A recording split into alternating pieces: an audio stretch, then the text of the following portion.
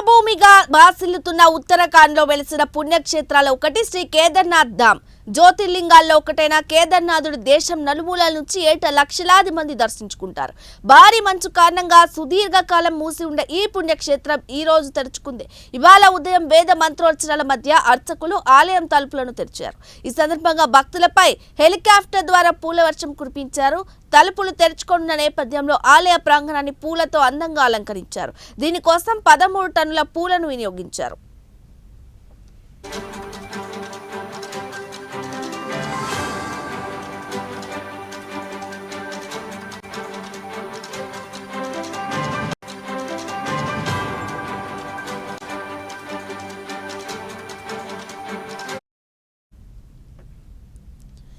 Uttarakhand CM Pushkar Singh Dhami ఈ వేడుకలకు విచ్చేసి కేదారనాథుడికి తొలి పూజలు చేశారు.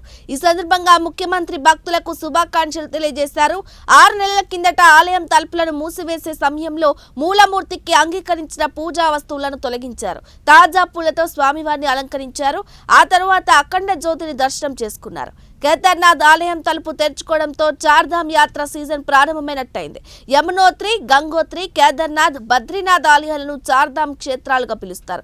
యమునోత్రి, గంగోత్రి ధామాలు ఏప్రిల్ 30న అక్షయ తృతీయ రోజున తెరవగా బద్రీనాథ్ ఆలయాన్ని ఈ నెల 4న తెరవనున్నారు. కాగా కేదార్నాథ్ యాత్ర కోసం సోన్ప్రయాగ్ నుంచి హెలికాప్టర్ సేవలు ప్రారంభమయ్యాయి. ఇటీవల జమ్మూ కాశ్మీర్లోని పహల్గామ్లో ఉగ్రదాడి నేపథ్యంలో కేంద్ర రాష్ట్ర ప్రభుత్వాలు అప్రమత్తమయ్యాయి. ఈ చార్ధామ్ యాత్ర కొనసాగే మార్గంలో పోలీసులు, భద్రతా సిబ్బంది బలగాలతో భారీ బందోబస్తు ఏర్పాటు చేశారు.